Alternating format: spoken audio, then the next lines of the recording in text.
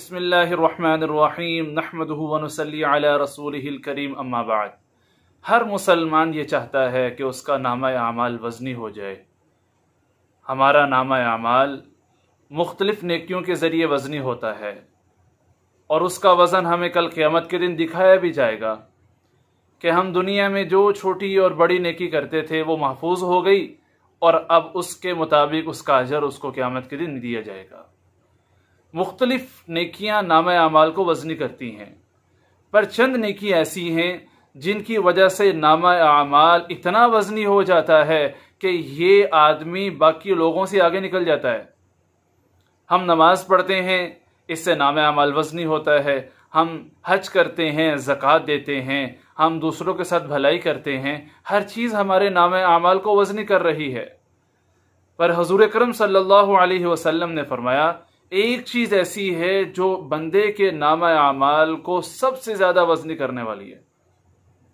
آپ صلی اللہ علیہ وسلم نے فرمایا ما من شیء اثقل فی المیزان من حسن الخلق، اچھے اخلاق سے بڑھ کر کوئی چیز بھی نامہ اعمال کو وزنی نہیں کر سکتی۔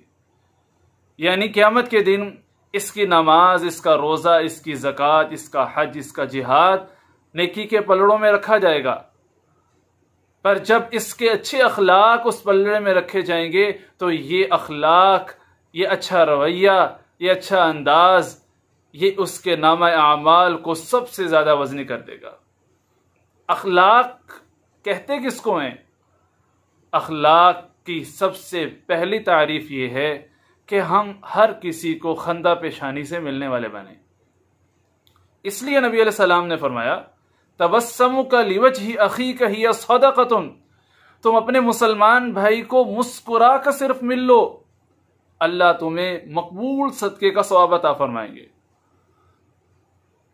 اس کے بعد فرمایا افشوا السلام، لوگوں میں سلام پھیلاؤ، یہ بھی اخلاق ہے۔ کوئی بوجھ اٹھا کر جا رہا ہے اور وہ کمزور ہے، ہم اس کی مدد کر دیں، یہ اخلاق میں ہے۔ راستے میں کوئی ایسی نقصان دہ چیز جس سے کسی مسلمان کو تکلیف پہنچ سکتی ہے، ہم نے اس کو اٹھایا اور سائڈ پر کر دیا، یہ بھی اخلاق میں سے ہے۔ اسی طرح دوسروں سے نرم گفتگو کرنا۔ آپ صلی اللہ علیہ وسلم نے حدیث مبارکہ میں فرمایا کہ جنت میں کچھ محلات ایسے ہیں جو شیشے کے بنے ہوئے ہیں۔ دنیا میں بھی ہم دیکھتے ہیں جو بلڈنگ شیشے کی بنی ہوئی ہو وہ سب سے یونیک نظر آتی ہے، کیونکہ گارے مٹی کی، اینٹوں کی بلڈنگ تو سب بناتے ہیں، سیمنٹ کی بلڈنگ تو سب بناتے ہیں، پر گلاس کی بنی ہوئی بلڈنگ وہ سب میں الگ نظر آتی ہے۔ تو جنت میں بعض جنتیوں کو ایسے محلات ملیں گے جو بالکل شیشے کے بنے ہوئے ہوں گے۔ وہ کن لوگوں کو ملنے والے ہیں؟ آپ صلی اللہ علیہ وسلم نے فرمایا جن کی زبان نرم ہوتی ہے، ان کی زبان میں مٹھاس ہوتی ہے، لوگ چاہتے ہیں کہ یہ ہمارے ساتھ گفتگو کرے، لوگ چاہتے ہیں یہ ہمارے ساتھ وقت گزارے، ہمارے پاس بیٹھے۔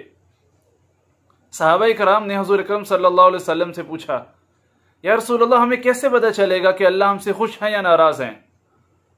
آپ صلی اللہ علیہ وسلم نے ارشاد فرمایا اگر تمہارے آس پاس رہنے والے لوگ تم سے خوش ہیں، تمہیں نیک سمجھتے ہیں، اچھا سمجھتے ہیں، تمہارے ساتھ کوئی معاملہ کرنے کے لیے تیار ہو جاتے ہیں اور تم سے بالکل مطمئن ہیں، انہیں تم سے کوئی خوف نہیں ہے، تو سمجھ لو کہ تم سے اللہ بھی راضی ہے۔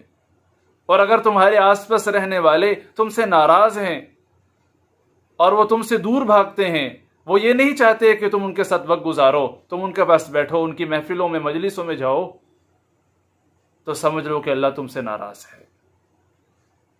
تو سب سے وزنی اعمال کو کرنے والی چیز وہ ہمارے اچھے اخلاق ہیں، اور اخلاق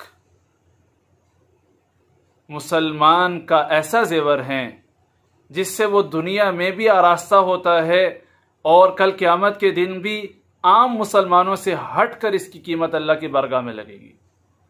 تو ہم کوشش کریں کہ آج سے ایک عہد کریں کہ ہم ہمیشہ اپنی زبان کا استعمال بڑی احتیاط کے ساتھ کریں گے، اس کو نرم بنائیں گے، اگر ہم اس کی بناوٹ پر غور کریں تو اللہ نے اس کو بہت نرم بنایا ہے. ہمارے ہاتھ کتنے سخت ہیں، ہماری ٹانگ کی ہڈی سخت ہے، ہمارا سر سخت ہے، پر اللہ نے اس کو نرم بنا کر اور لچکدار بنا کر یہ بات سمجھا دی کہ یہ نرم رہے گی تو انسان اچھا رہے گا، اگر یہ سخت ہو جائے گی تو انسان بگڑ جائے گا. اللہ تعالیٰ سے دعا ہے اللہ ہم سب کو اچھے اخلاق نصیب فرمائے. السلام علیکم ورحمۃ اللہ وبرکاتہ.